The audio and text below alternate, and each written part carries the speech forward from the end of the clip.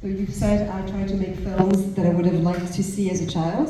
What films or maybe novels or comic books influenced you for this film?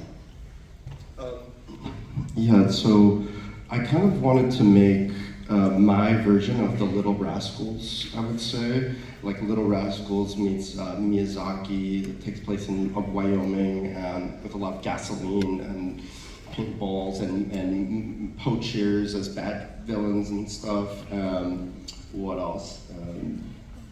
It's kind of, yeah, it's my version of Little Rascals meets a fairy tale, I guess. So that would probably be, yeah, the best. Any literary influences as well? Yeah, so I love Charles Dickens, like Oliver Twist and Great Expectations, and so these sort of, and Tom Sawyer, Huckleberry Finn, what else would be, that's sort of, those would be the main literary inspirations for sure, yeah, for Riddle, yeah. Can each of you tell a story about your best memory on set or memory that you have on set? Okay, yeah. So one of my favorite memories was when me, Phoebe, and Skylar were running away from John Reddery. We had to dive into this like lake. I'm not sure which lake it was. The river, yeah. Yeah. Oh yeah, river. And yeah, it was super fun because we had to like stay underwater for a certain amount of time so they could like film it, but like it was really cold. We did one take of that, yeah. Yeah. Thank you. So one of my favorite memories is like when I found out that I was going to go on the back of the motorbike, the dirt bike with Phoebe. It was like, I had no idea what I was gonna do in that take. And then when I knew, I was like about to cry of happiness because I've never like been on any sort of dirt bike or motorcycle at all. And when I got on it, we went so fast that I was just really overjoyed and fun. I bet it was fun for Phoebe too. So. Well, one of the funny things that I remember is when we were all in the police car, and we were in the police car, and we were all meant to be like silent, silent, and then I just said, I knew we should have gone to Nacho Mama. It just came up in my head, and then I just said it. And then Weston Razooli liked it, so he kept it in.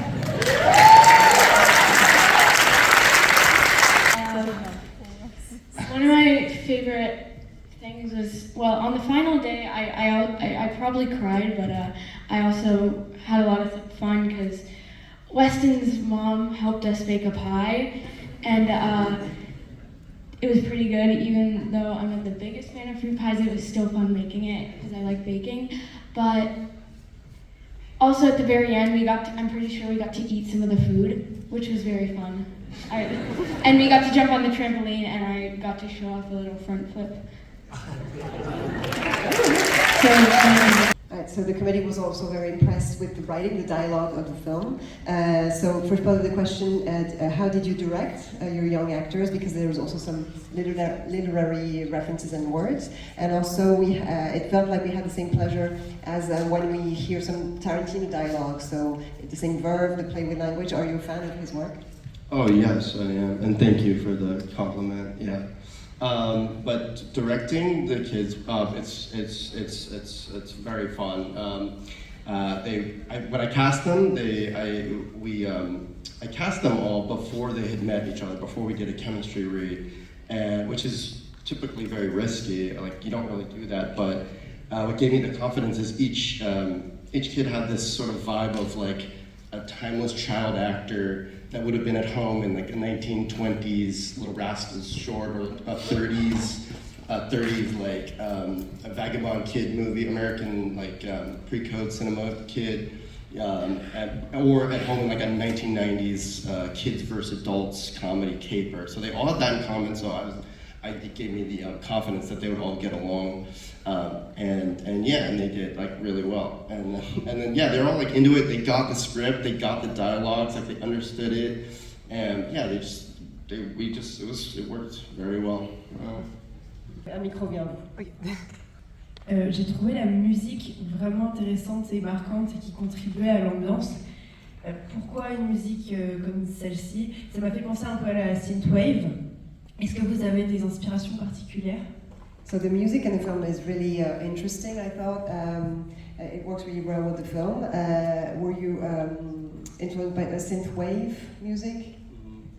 So when I was writing it, I discovered a genre called dungeon synth on Bandcamp. There's tons and tons of artists in the genre of dungeon synth who they make the music for like fictional video game soundtracks or fictional fantasy films, and it was perfect for the movie. But so I found as much as I could, and then kind of like patched in different songs and see what could work the best.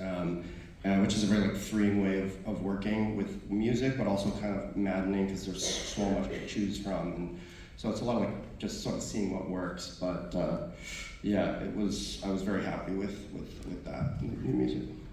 Cadeau pour les gens qui posent des questions.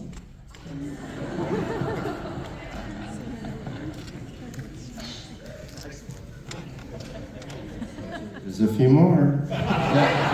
Il y a d'autres questions. Ah, ici, pardon. My compliments. It was a great movie because it was a mixture of very positive energies and very cool. So that's a very rare mixture. And I also saw this vibe of Tarantino, which I really liked about your film, and would like to know, how did you finance it? Because it was your first movie. Was it hard for you to get the money? And have you been to this film school before? And what is your next project? Thank you. Alors, merci, parce que j'ai bien aimé dans ce film que ce soit un mélange à la fois d'énergie positive et de côté cool. Comment avez-vous fait pour financer ce film? Parce qu'un premier film, ça doit toujours être difficile à financer. Est-ce que vous avez fait des études de cinéma et quel est votre prochain projet? The financing very, very hard. Took 3 years. I did it myself to finance production.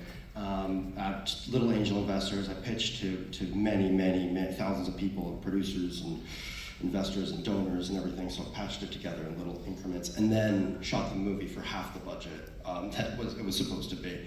And then what was the other question? Have you been to film school? And what's then, your next project? right. But and then for the end though, like for post-production, I joined with a wonderful company called Fuldagwa Films, led by David Atrachi, who have been essential to sort of finishing the movie. Very grateful. No, I did not go to film school. I went to art school and studied illustration and graphic design and fashion a little bit, but with the intention to apply it to filmmaking, because I love to work in as many mediums as possible and have them all end up on the canvas that is the screen. So yeah, and then I've written 4 other scripts, so now I've chosen one. They were bigger budgets than this one, so now I've chosen one that I'm pursuing now and in early stages of developing the early, yeah.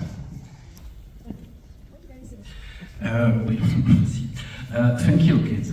I enjoy what you do. Merci aussi pour ce film très rafraîchissant, un film de cinéma. J'ai cru voir au générique qu'il a été tourné en 16 mm. Est-ce que c'est un choix purement économique ou artistique ou les deux? Je sais pas. So thank you for this refreshing film, very cinematic. I saw that you shot it in 16 millimeters. So can you tell us about this choice? Is it economical or artistic?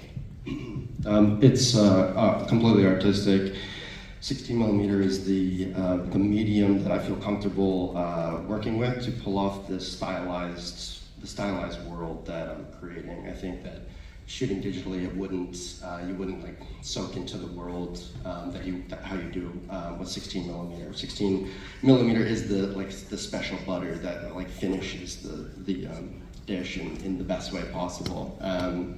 So yeah, that's it's just the medium, I feel comfortable to pull off the vision. Alors félicitations, nous sommes tout un groupe d'Indiens, d'enseignants indiens, venus de toute l'Inde, et on a adoré votre film. On voudrait savoir s'il y avait eu une scène qui avait été particulièrement difficile à tourner avec ces merveilleux enfants.